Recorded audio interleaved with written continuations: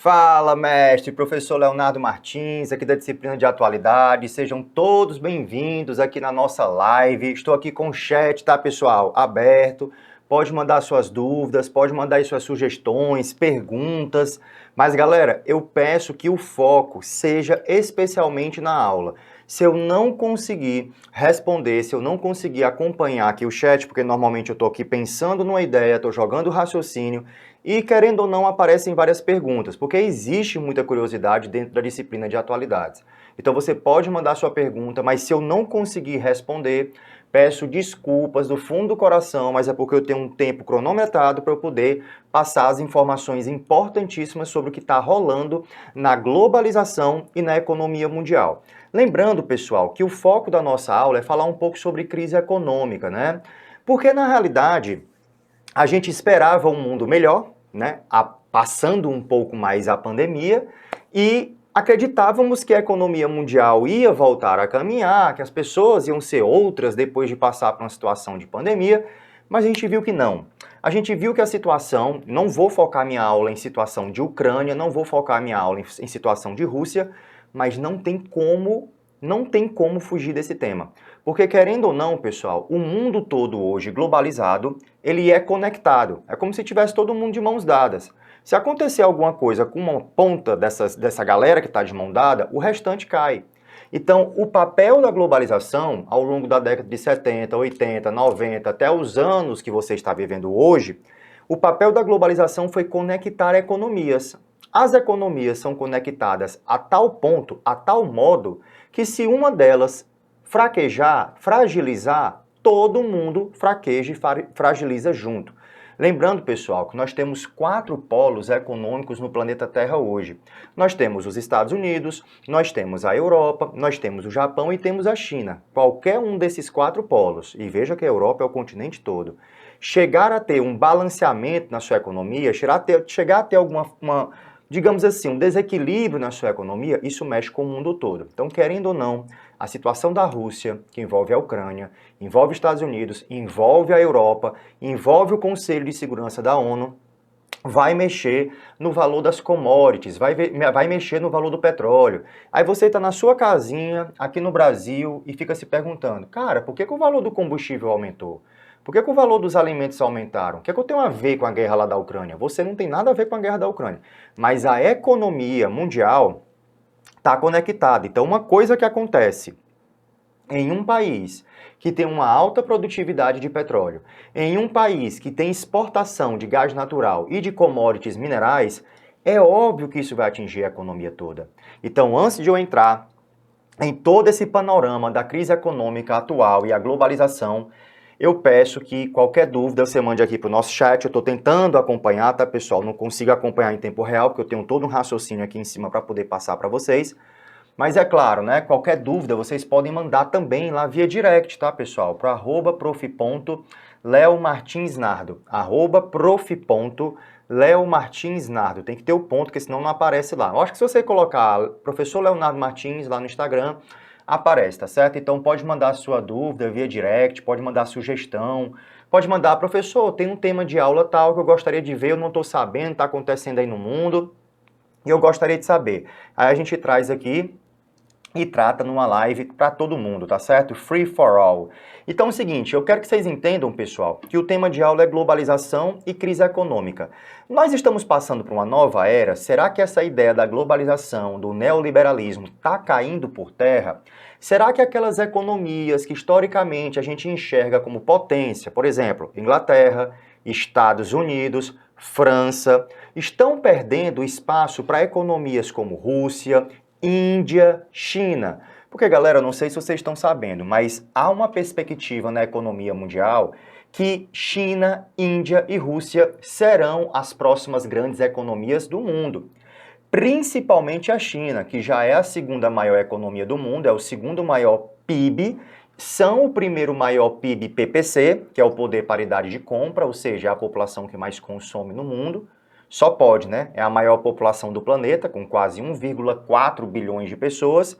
E nós temos a Índia crescendo constantemente por causa também da sua superpopulação e a Rússia, mas a Rússia crescendo não só economicamente, a Rússia crescendo no papel geopolítico, a Rússia crescendo no papel estratégia e a Rússia crescendo no papel domínio de áreas dentro do leste europeu. Quase digamos, um remake do que aconteceu lá durante o período da Guerra Fria, onde houve a bipolaridade, né, dos Estados Unidos capitalista e a União Soviética socialista, né, a Rússia dominando boa parte ali do leste europeu, onde o centro da economia na Ásia era Moscou, representado pela União Soviética. Hoje, galera, a tendência é você ver isso também voltando a acontecer, um grande crescimento econômico da Rússia, lembrando que eu estou falando aqui Rússia, China e Índia, aí é bom que você recorde que Rússia, China e Índia faz parte daquela sigla, anota se você não sabe ainda, nunca ouviu falar, que são os BRICS, B-R-I-C-S, BRICS, que na tradução, né, livre tradução, a gente poderia tratar como os tijolos da economia. BRICS significa tijolo, então os tijolos da economia. E quem são os BRICS? Brasil, Rússia, Índia, China e África do Sul. Fez a leitura? Brasil, Rússia, Índia, China e África do Sul. Por isso que quando acontece alguma coisa na economia mundial, as embaixadas, os países querem que o Brasil se prontifique. Querem que o Brasil mostre um lado. Ó, Brasil, tá tendo uma treta lá na Rússia. Você tá do lado de quem?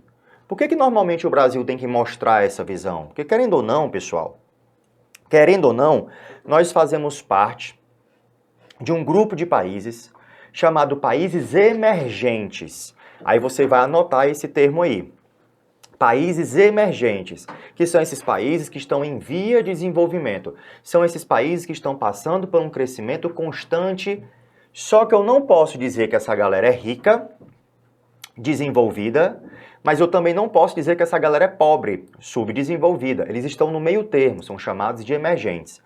Professor, mas você acabou de falar que a China é a segunda maior economia do mundo. Responda para mim logo. A China é um país desenvolvido ou é um país subdesenvolvido? Nenhum nem outro. Primeira coisa importante, a China é um país emergente, mas eu não posso considerar a China um país rico, porque ela tem economia muito boa, mas o IDH da China, ou seja, o Índice de Desenvolvimento Humano, que contabiliza saúde, educação, renda per capita, ele demonstra uma desigualdade social pancada. Inclusive, o número do IDH que a China está é um número de IDH muito negativo. A China está no IDH número 85, que é péssimo. Mas adivinha quem está do lado? No número 84? Muito bem, o Brasil. Então você já vai salvar uma informação sobre a economia mundial. O Brasil está no IDH número 84. O IDH é um indicador socioeconômico que contabiliza os principais indicadores sensíveis à realidade da população. Longevidade, que é a qualidade de vida e expectativa de vida. Outro, que ele vai contabilizar a questão que envolve a educação, que envolve a instrução, anos dedicados ao estudo. E o terceiro, a renda per capita. Se eu pegar a renda per capita em países como Brasil e China, galera, é muito péssimo. Aí, claro, né, no caso da Rússia também, que não é um país considerado desenvolvido, vários problemas com tabagismo, com alcoolismo, com violência contra a mulher. Ou seja, é um país que tem uma economia muito forte, mas ao mesmo tempo é um país cheio de problema social. Então esses problemas sociais fazem com que eu não possa considerar essa galera como desenvolvida. Então você já está aprendendo na aula de economia mundial que existem os países centrais, aqueles que são muito ricos, existem os emergentes, aqueles que são meio termo, como os BRICS, e existem os países periféricos, que são aqueles países que realmente passam por um subdesenvolvimento muito forte. Diga-se de passagem, o continente africano, né, que foi vitimizado bastante e foi, na realidade, um dos continentes que mais passaram a ter uma recuperação lenta da pandemia, porque entre os 54 países do continente africano, você tem 43 que estão passando por uma extrema pobreza, onde a população vive abaixo da linha internacional da pobreza, e você já está entendendo na aula de economia mundial que existe uma linha internacional da pobreza. e que pessoas que vivem com menos de US$ 1,25 ou US$ 1,70 por dia são pessoas que estão abaixo da linha internacional da pobreza. Isso tem na África, isso tem na Ásia e adivinha onde é que tem também? No Brasil. Então o Brasil é um país que atualmente dentro da economia mundial voltou para o mapa da fome, voltou 5 casas no PIB, nós éramos o PIB número 9, agora somos o PIB número 12 e voltamos 5 casas também no IDH porque nós éramos o número 79, agora somos o número 84. Claro que isso está atrelado ao quê? A uma instabilidade econômica devido à situação de pandemia e às perspectivas para o número e percentual de déficit na Bolsa de Valor e superávit na Bolsa de Valor. Mas também, pessoal, a instabilidade política do Brasil. A questão da vacinação no nosso país, que de cara, de início, deu uma travada por causa de negociatas que estavam rolando de qual vacina seria comprado primeiro.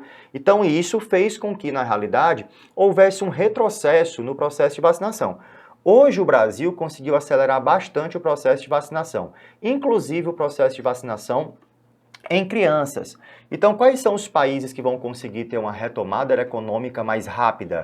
Os países que vão conseguir ter uma retomada econômica mais rápida serão aqueles países que conseguiram tratar da crise sanitária, que é a crise da pandemia da Covid-19, que começou em dezembro de 2019, não foi em 2020, na cidade de Wuhan, na China. Isso você já está abisurado de ouvir falar nas aulas de economia mundial. Então, olha só, são temas, pessoal, que ligam o mundo todo. Então, se você prestar atenção, eu falei de Ucrânia, puxei a Rússia, Estados Unidos, China, Brasil, África. Professor, você está pegando muitos países ao redor do mundo todo. É isso, meu querido. Você acabou de entender a globalização. A globalização é isso.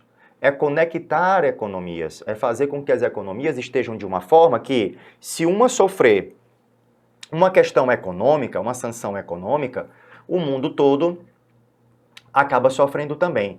Aí a curiosidade que nós vamos ver nas próximas cenas dos capítulos, nas próximas páginas dos livros de história, é essas sanções econômicas que a União Europeia está pregoando na Rússia, essas sanções econômicas e que os Estados Unidos está pregoando na Rússia vai atingir o mundo todo?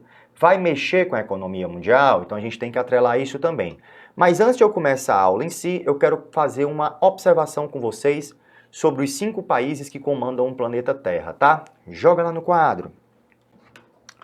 Professor Leonardo Martins, assunto globalização e crise econômica, disciplina de atualidade, sejam todos bem-vindos.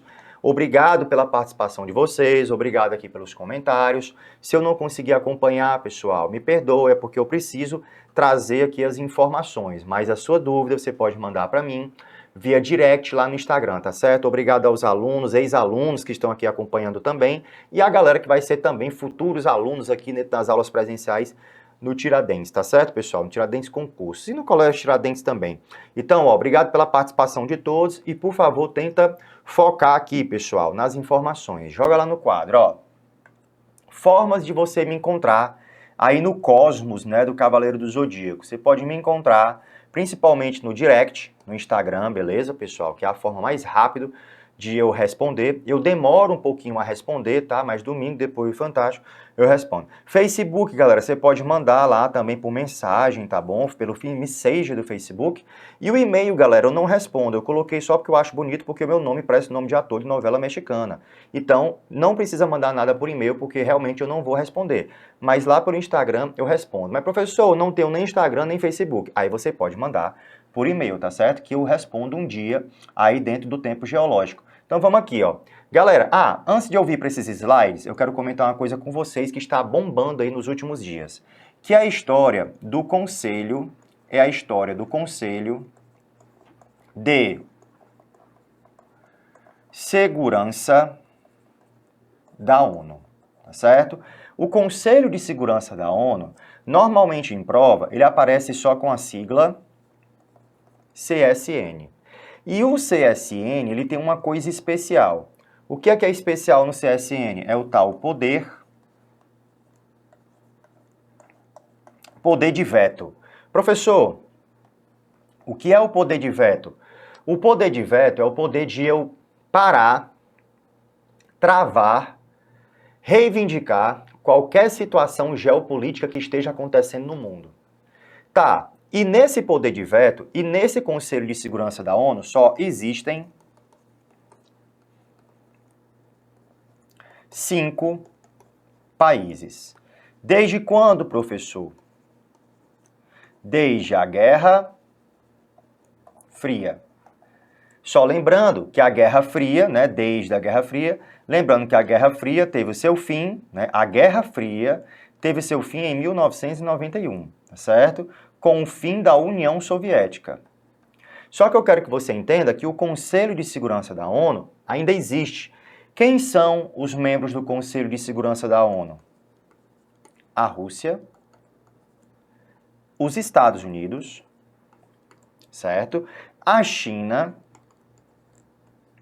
Quem mais? O Reino Unido. Eu vou colocar aqui, galera, ó, Inglaterra. Mas do lado, eu vou colocar Reino Unido. E a França. Então, olha só. Para você nunca mais esquecer quem são os membros de segurança da ONU efetivos, basta você pegar essa fileirinha aqui, ó, que forma a palavra Recife. Recife, Rússia, Estados Unidos, China, Inglaterra, Reino Unido e a França. Esses são os 5 membros do Conselho de Segurança da ONU. Todos eles têm poder de veto. Professor, então quer dizer que os Estados Unidos pode vetar aquela situação lá da Ucrânia? Pode, mas você tem que lembrar que dentro do Conselho de Segurança da ONU tem quem também, ó, a Rússia, e tem quem também, o complemento nominal da Rússia, que é a China, né? Então, por mais que os Estados Unidos vete, eu tenho 2 países que são parte do Conselho de Segurança da ONU e podem vetar o contrário. E eles acabam sendo o quê? Maioria. Mas o que acontece? Tem outros que estão do lado dos Estados Unidos, que é a Inglaterra e França. Só, galera, que nesse contexto todo fica difícil de decidir. Por isso que, recentemente, você está vendo o encontro do Conselho de Segurança da ONU para poder decidir essa situação que está rolando na Ucrânia. Que, inclusive, nesse exato momento, a Rússia já tomou toda a área da capital Kiev, né, que é a capital da Ucrânia, e boa parte do território.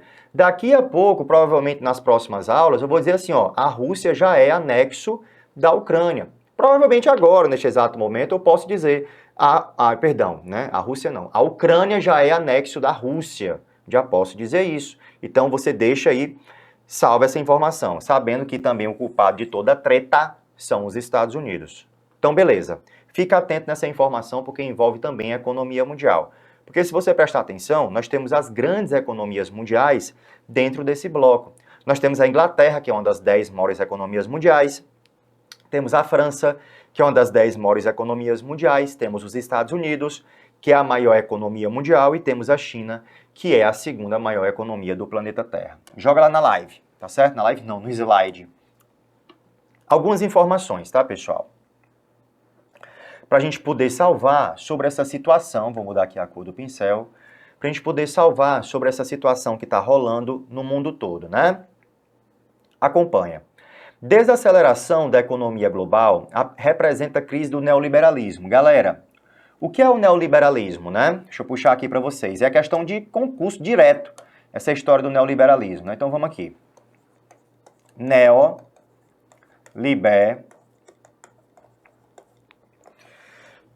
O neoliberalismo, galera, é conhecido em qualquer prova de concurso como a política do Estado mínimo. Ou seja, o Estado, o governo, intervém minimamente na economia. Quem regula a economia? Quem regula a economia? Aproveita que a letra bonita é só hoje, tá, pessoal? Quem regula a economia é quem? É o próprio mercado. Quem regula a economia é o próprio mercado. O Estado, quem é o Estado? O governo. Ele não pode intervir na economia. Essa ideia do neoliberalismo, ele surge lá na década de 70, 80, com 2 países tendo foco do neoliberalismo, como o próprio Estados Unidos, e lá no Reino Unido, principalmente na Inglaterra, com a Margaret Thatcher. Você pode assistir o The Crown e vê que na série do The Crown, a Margaret Thatcher pregoa o neoliberalismo na Inglaterra, e a Inglaterra começa a entrar em crise econômica, que mexe com os burocratas do país, né? Mexe com a burguesia do país. Então é o seguinte, regula a economia, quem regula? O mercado.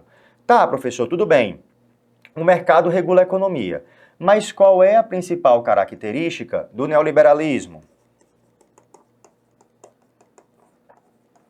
As privatizações. As privatizações, pessoal, eu posso resumir isso aqui com as multinacionais, que você pode encontrar na sua prova com o nome transnacionais.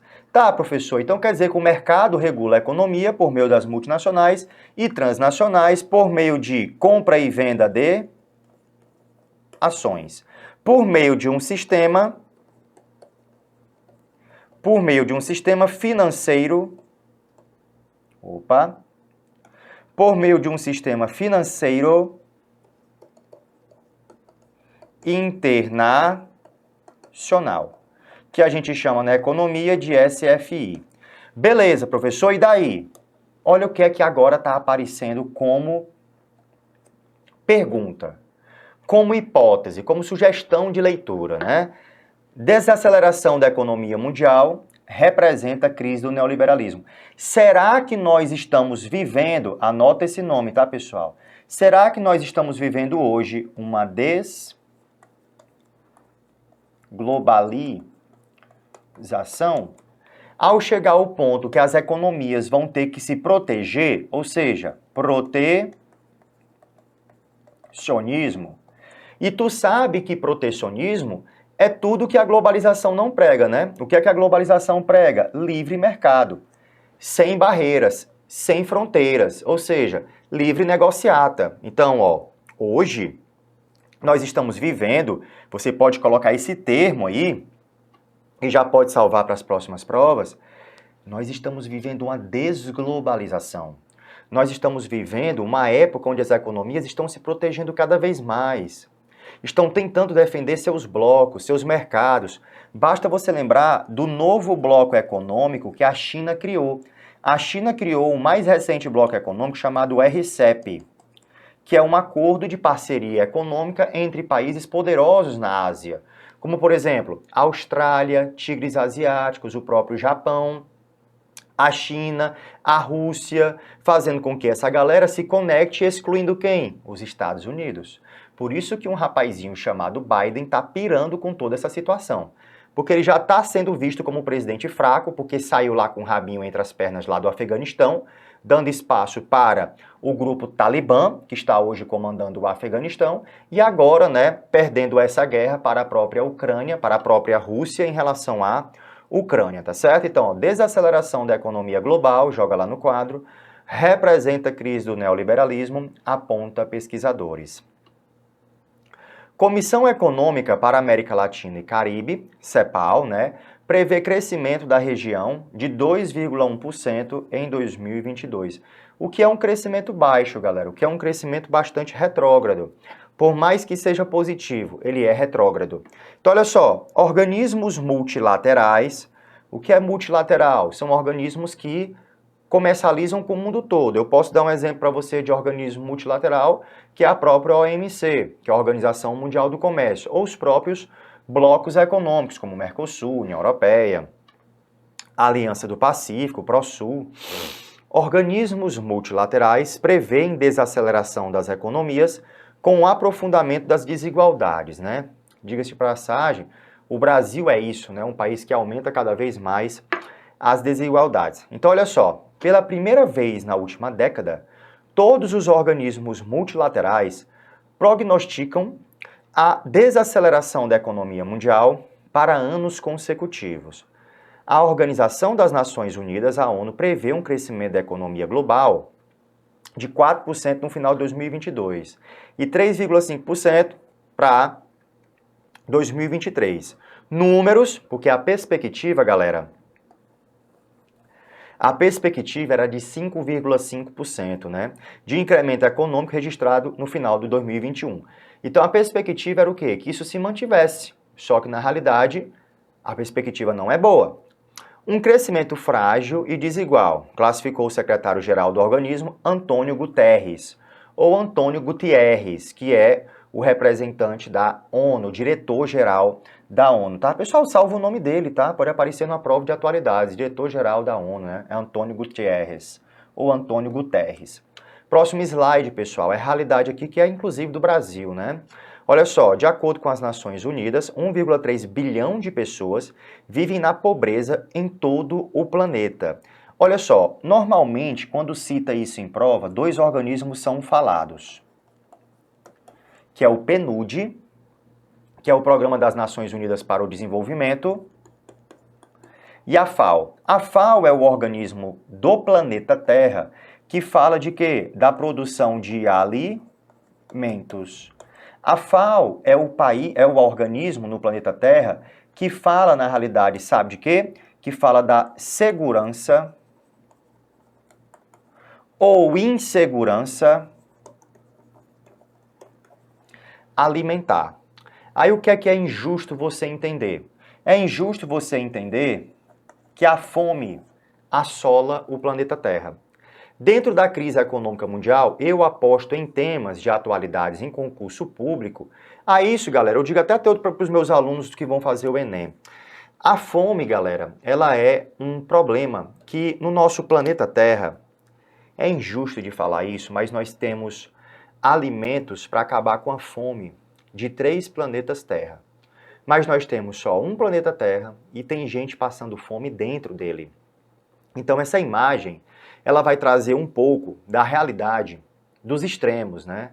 Que são países onde tem uma qualidade de vida muito boa, que ninguém sabe nem que a fome existe, enquanto outros países vivem do que sobra nos lixões, né? Diga-se de passagem, Brasil. Então, ó, de acordo com as Nações Unidas, 1,3 bilhões de pessoas vivem na pobreza, né, ou pobreza extrema, em todo o planeta. Lembrando que o planeta Terra tem mais ou menos 7,8 bilhões de pessoas.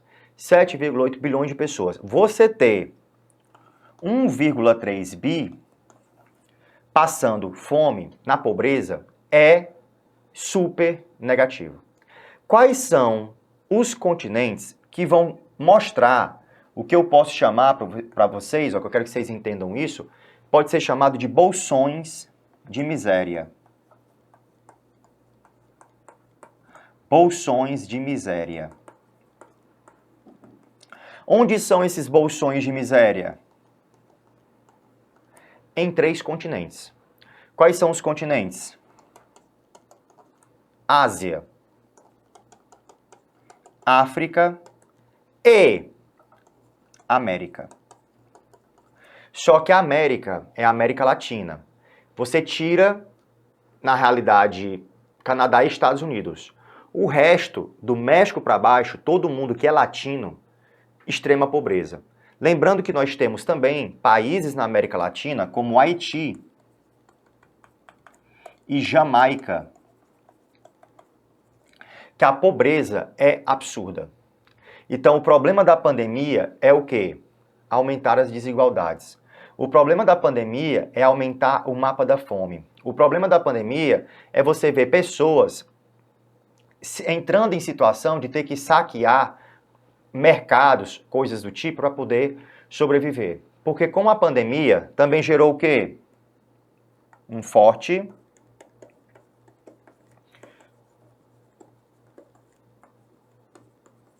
desemprego. E claro que esse forte desemprego gera pobreza.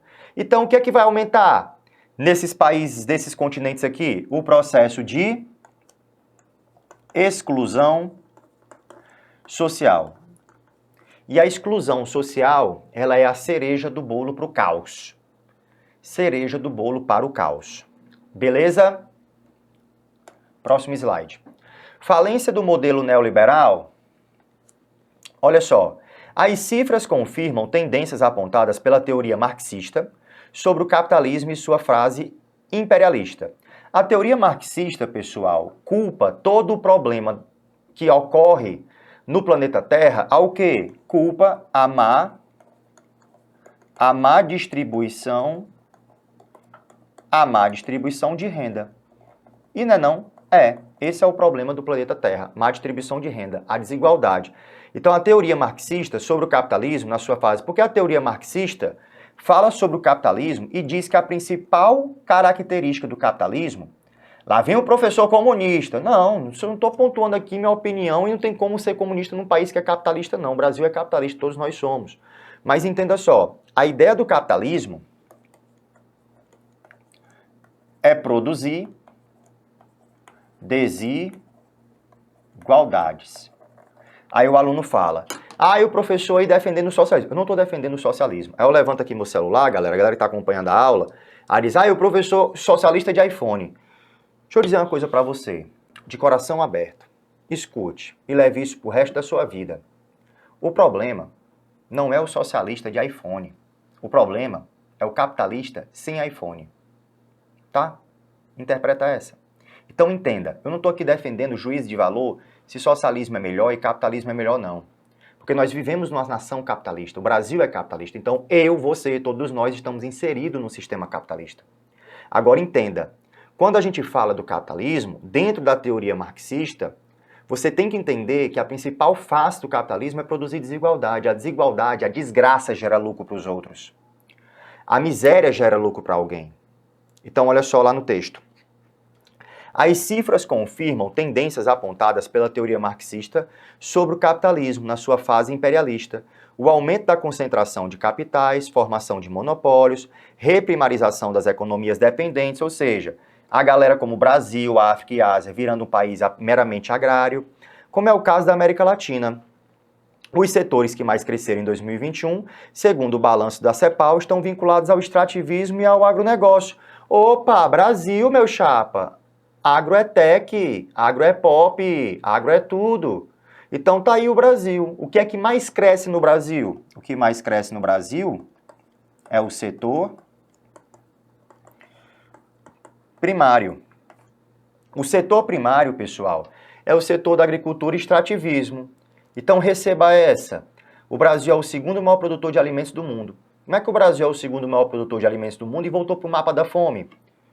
Capitalismo. Capitalismo promove, produz desigualdade. Ponto. Então vamos lá. A produção agrícola mais expressiva, no entanto, não representou diminuição nos preços dos produtos e mais equidade na distribuição dos alimentos. Tá aí, professor, tem mais equidade na distribuição dos alimentos. Não bem, vai depender de qual país, porque vários países da América Latina entraram para o mapa da fome. Ou você acha que entrar no supermercado com R$300 e sair com 2 sacolinhas de alimentação ou de produtos básicos é ter uma maior equidade? Não é. E olhe que R$300 ele tem um valor relativo. Talvez para você que esteja assistindo a aula, R$300 é de boa. Mas tem pessoas que vivem com o assistencialismo que R$300 é muito dinheiro e que é com o dinheiro do assistencialismo que sustenta a família toda. O Peru foi o país da região com maior crescimento econômico em 2021. No entanto, cerca de 70% da população economicamente ativa permanece na informalidade. Galera, isso é uma realidade no Brasil também. No Brasil, quase 30% da população está na informalidade. O que é informalidade? Sem trabalho de carteira assinada. É o emprego avulso. Então, olha só, a informalidade é que está segurando as pernas do Brasil, meu chapa. Então, cuidado com essa informação sobre informalidade. Aí, ó, afinal, o Brasil está ou não no mapa da fome? De acordo com a ONU, lembrando que quem fala do mapa da fome é a FAO. Por um lado, a região continua num processo constante de desindustrialização. No caso do Brasil, a indústria de transformação deixou de representar 24,5% do PIB e 85% para apontar apenas 11,7% em 2021, segundo o Instituto de Estudos para Desenvolvimento Industrial. Galera, o que acontece?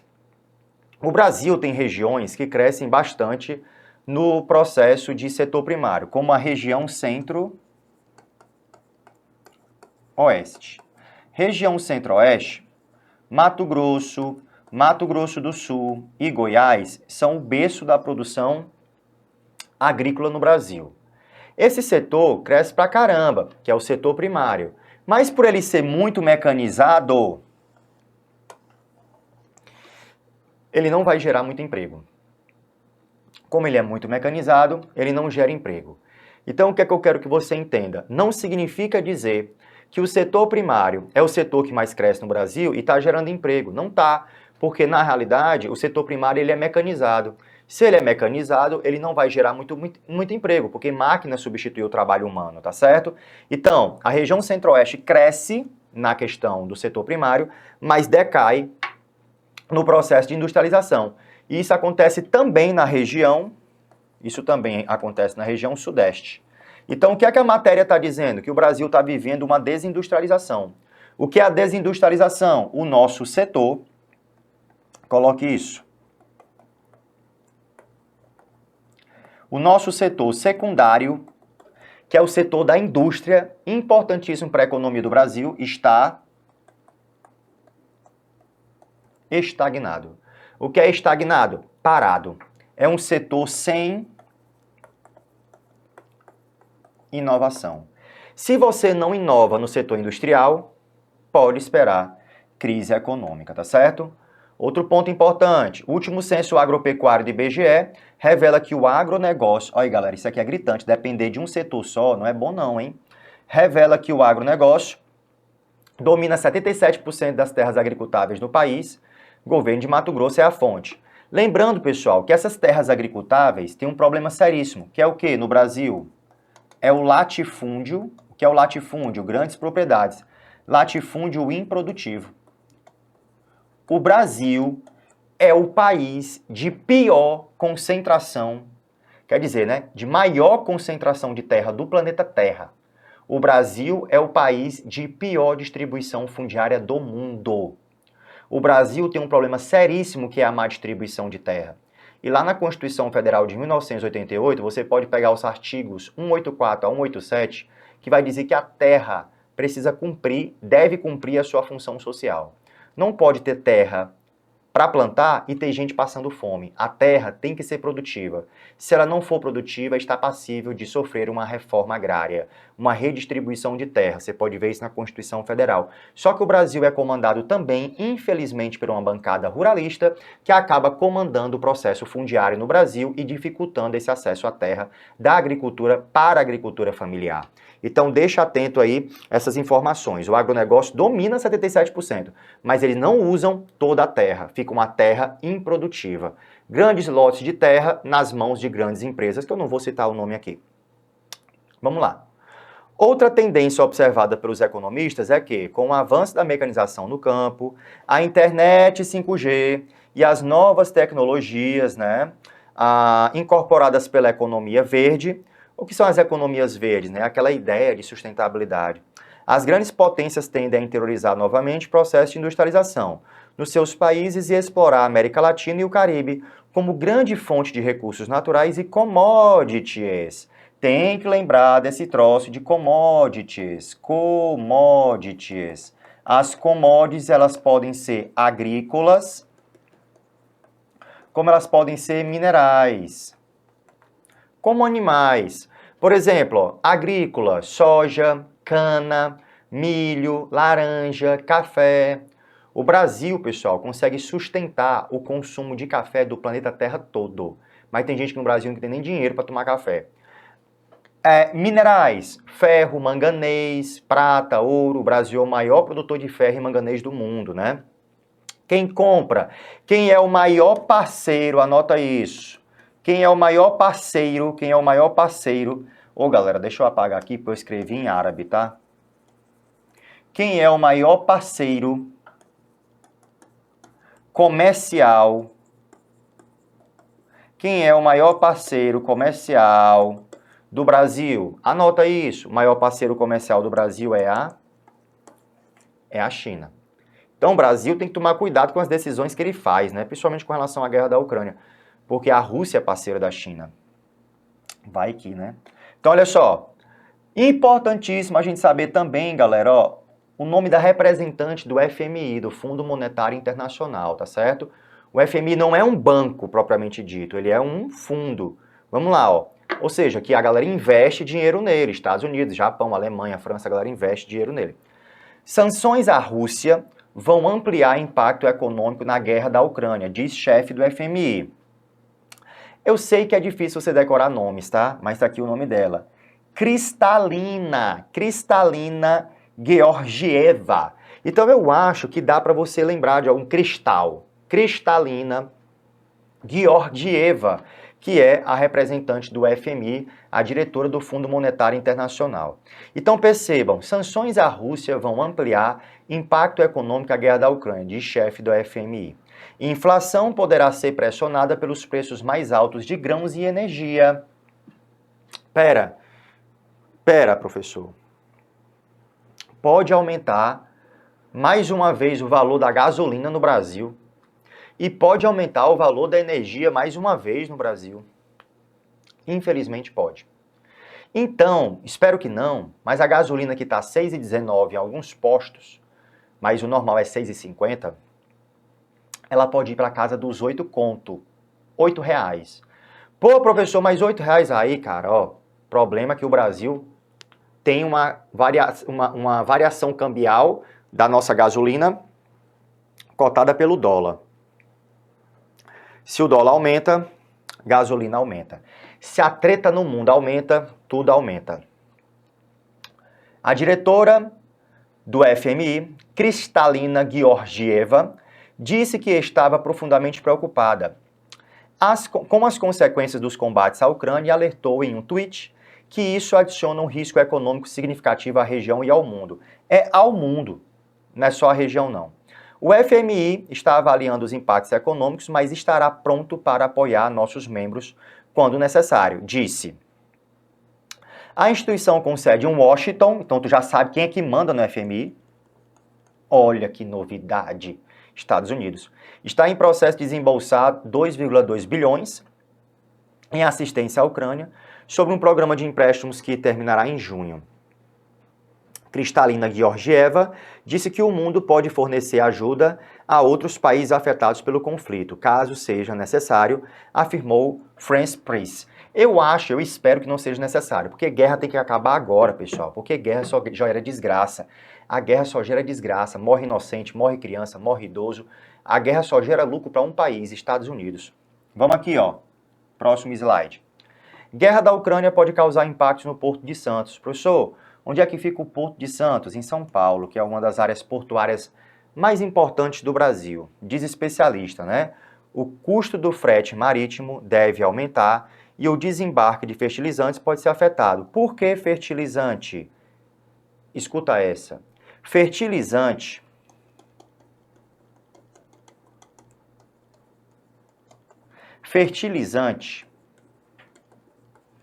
deriva do petróleo. Fertilizante deriva de petróleo. A matéria-prima para produzir fertilizantes vem do petróleo. Então, se o petróleo aumenta o pão na padaria, aumenta os grãos, aumenta trigo. Por quê? Porque aumenta o pão, porque pão tem trigo. Então, trigo também utiliza de adubo químico e fertilizante agrotóxico. Então, fica atento com isso, ó. Custo do frete marinho. Lembrando, pessoal, que as hidrovias é o meio de transporte que conecta o mundo, né? Por meio dos navios cargueiros. Lembra daquele navio Ever Given? Lembra daquele navio Evergreen? Que ficou parado lá no canal de Suez, no Egito, que parou a economia quase por uma semana? Pronto, é essa a ideia que eu quero que você entenda. Que envolve a circulação de mercadorias no mundo todo, porque mexe com as cargas portuárias. Aí entenda aqui bem rapidinho, ó, vou mudar aqui a cor da letra. As ofensivas da Rússia foram feitas por terra, ar e mar. Kiev e Kharkovia, né, ou Kharkiv, ou Kharkovia, as duas maiores cidades da Ucrânia, lembrando que Kiev é a capital, foram bombardeadas e atacadas com mísseis. Deixa eu mudar aqui a cor da caneta, que essa aqui não rolou muito, não. Trata-se do ataque de um país europeu contra outro do mesmo continente desde a Segunda Guerra, ou seja, já estão avaliando esse como o conflito mais perigoso depois da Segunda Guerra Mundial. Em resposta, o presidente ucraniano Volodymyr Zelensky, eu nunca falei tanto o nome desse cara na minha vida. Eu acho que o nome do presidente que eu mais falei na minha vida foi o Trump. Trump. Agora é o Volodymyr Zelensky, que é o presidente da Ucrânia. Disse que distribui armas aos ucranianos Já a Rússia justifica a ação militar para proteger separatistas e ameaçou quem tentar interferir. Cara, o depoimento do Putin, eu acho que não tem ninguém para bater de frente com o Putin. O depoimento dele, paradinho aqui na mesa, com o cotovelinho aqui na mesa, ó, falando bem calminho, olha, meu chapa, é de colocar medo em qualquer um. Então, olha só, a Organização das Nações Unidas pediu um recuo das tropas, só que isso não vai ser atendido, tá? E diversos países condenaram ataques, inclusive Brasil. A melhor coisa para se fazer é ficar calado, não tomar lado. De acordo com o economista, o Brasil tem uma corrente de comércio que é a soma das exportações e importações, da ordem de 438 milhões com a Ucrânia, com superávit. Então, a balança com o Brasil e a Ucrânia é superavitária, né, a favor do nosso país, né, de 15 milhões. Segundo ele, a partir do Porto de Santos, as exportações principalmente de açúcar, milho, café, carne, frango e amendoim, foi o que eu acabei de falar. As commodities agrícolas e minerais. Café, milho, trigo. Então aqui, ó, carne bovina, frango, o Brasil vende muito para essa área, né? Então é superavitária a nossa balança comercial. Para fechar, o largo alcance, né, da economia vinculada ao Brasil. O coordenador do curso de Relações Internacionais da Universidade Católica de Santos, Unisantos, também aponta impactos relacionados a essas cargas. Entre aspas, a Ucrânia é um grande produtor de milho e trigo no mercado mundial. Juntos, Rússia e Ucrânia produzem cerca de 30% do milho que o mundo compra. O Brasil é um grande produtor de milho também, tá? E quem compra é o Irã. Evidente que o Brasil é um player, né? Um jogador. O Brasil é um trader, global trader, maior nesse setor, mas dependendo de chuvas que possam afetar a produção local, pode ter uma dependência maior de outras áreas que cultivam trigo e milho. Ou seja, mudanças climáticas acabam com a safra do Brasil. E adivinha, ó, caramba, tá tendo mudança climática. Pode encarecer o pão na padaria, o milho, o etanol, pode haver uma necessidade, e o Brasil seria interessante porque vai haver uma oferta de produção. Então o Brasil pode aumentar essa produtividade. Então corte para mim. Galera, ó, obrigado pelas perguntas. Obrigado pela participação. Eu não vou conseguir responder. A galera aqui, os meus alunos, ex-alunos comentando. Galera, gentileza, muito obrigado por vocês participarem. Muito obrigado por sempre trazer o comentário, por contribuir com a aula. Fico muito feliz, tá? Eu tô aqui para contribuir com a sua aprovação no concurso público. Eu não tô aqui para polemizar. Essa história de polemizar, deixa pra lá. Cada um tem sua opinião política, ponto final. Polêmica na minha aula não rola. Então vamos pro assunto. Agradeço a participação de todos, meu tempo já esgotou, a galera aqui do online tá fazendo assim, ó, já fazendo um monte de gesto. Então, galera, ó, infelizmente não vou conseguir comentar, mas pode mandar sua pergunta pro direct. Qualquer dúvida, @prof.leomartinsnardo no Instagram, @prof.leomartinsnardo no Instagram. Ótimo carnaval pra todo mundo, valeu, tchau, tchau.